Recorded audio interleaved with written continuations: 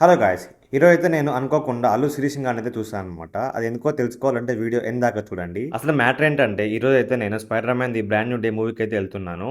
నేను ఈ మూవీని చూస్తే స్పెసిఫిక్‌గా ది డాల్బీ సినిమా ఫార్మాట్‌లోనే చూడాలి అనుకున్నాను. అందుకని ఇన్నాళ్ళైతే వెయిట్ చేశా. సో, లక్కీలీ నాకు ఇండిపెండెన్స్ డే రోజే టికెట్స్ అయితే దొరికాయన్నమాట. సో, ఈ డాల్బీ సినిమా వచ్చేసి మనకి కోకాపేటలో ఉన్న అల్లు సినిమాస్‌లో అయితే ఉందన్నమాట. సో, నేనైతే 10 AM షో బుక్ చేసుకున్నాను.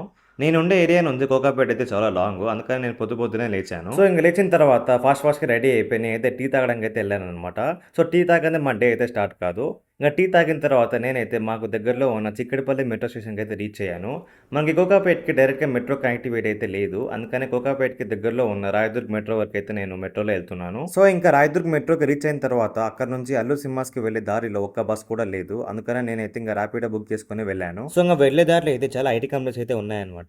వీటిలో మనకి డెలాయిట్ అయితే ఫేవరెట్ కంపెనీ. ఏదో ఒక రోజు ఈ కంపెనీలో జాబ్ చేయాలని చెప్పేసి అయితే నా డ్రీము. ఇక మాటల్లోనే మన అల్లు సినిమాస్ అయితే వచ్చేసిందనమాట. అలా లోపలికి ఎంట్రీ ఇవ్వగానే ఈరోజు ఇండిపెండెన్స్ డే కాబట్టి అల్లు శిరీష్ గారు అండ్ అల్లు అరవింద్ గారు అయితే లోపల ఫ్లాగ్ హోస్టింగ్ అయితే తీస్తున్నారు. నేను కూడా కొద్దిసేపు ఆ ఫ్లాగ్ హోస్టింగ్ దగ్గర ఉండి తర్వాత లోపలికైతే వెళ్ళిపోయాను. ఇంక దాని తర్వాత నేనైతే లోపలికైతే వెళ్ళాననమాట. లోపలికి వెళ్ళగానే అంబియన్స్ అయితే చాలా బ్యూటిఫుల్‌గా ఉంది. ఇంక ఈరోజు ఇండిపెండెన్స్ డే కాబట్టి పైన లైటింగ్ అయితే ఇండిపెండెన్స్ డే థీమ్‌తో చాలా అట్రాక్టింగ్‌గా అయితే ఉందనమాట. ఇంక ఇదే మనం వెళ్ళబోయే థియేటరు ది డాల్బీ సినిమా. ఈ డాల్బీ సినిమా అనేది మనకైతే స్క్రీన్ 1లో అయితే ఉంటుంది. ఇంక మన షో టైమ్ అయితుంది కాబట్టి మనల్ని అయితే లోపలికైతే అలో చేస్తారనమాట.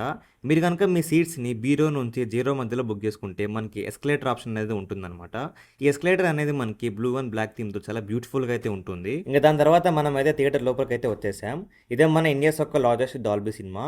ఈ డాల్బీ సినిమాలో ఉన్న ఫీచర్స్ వచ్చేసి ఇందులో వాడిన ప్రొజెక్టర్, స్క్రీన్ మరియు సౌండ్ సిస్టమ్ అనమాట. అండ్ ఇందులో వాడిన స్క్రీన్ వచ్చేసి మనకి 75 ఫీట్ వైడ్, తర్వాత 40 ఫీట్ హైట్ అయితే ఉంటుంది.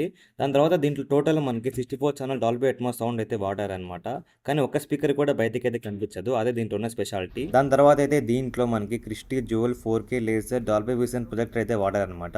దీనివల్ల మనకి స్క్రీన్ అనేది చాలా బ్రైట్ గా మరియు కలర్స్ అనేవి చాలా వైబ్రెంట్ గా అయితే కనిపిస్తాయి. ఇంకా ఈ థియేటర్ లో వచ్చేసి మనకైతే సీట్స్ అనేవి చాలా సాఫ్ట్ గా అండ్ కంఫర్ట్ గా అయితే ఉన్నాయి. అండ్ మనకైతే ఒరిజినల్ డాల్బీ 3D గ్లాసెస్ అయితే ప్రొవైడ్ చేశారు. ఈ గ్లాసెస్ అనేది నాకైతే కాస్త పెద్దగా అయితే అనిపించాయి.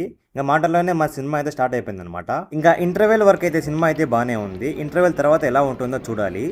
ఇంకా ఫైనల్గా మన మూవీ అయితే కంప్లీట్ అయిపోయింది అనమాట. ఇంకా నేనైతే లాస్ట్ లో వచ్చే ఎండ్ క్రెడిట్ సీన్ చూసి బయటకి అయితే వెళ్ళిపోయాను అనమాట. ఇంకా మూవీ రివ్యూ గురించి వస్తే మూవీ అయితే బాగానే ఉంది. ఇంకొన్ని యాక్షన్ సీన్స్ యాడ్ చేసింటే ఇంకా బాగుండు అనిపించింది. ఓవరాల్ గా అయితే మూవీస్ వర్త్ వాచింగ్. మనమైతే మన నెక్స్ట్ వ్లాగ్ లో కలుసుకుందాం. ఇంకా ఉంటాం మరి, బాయ్.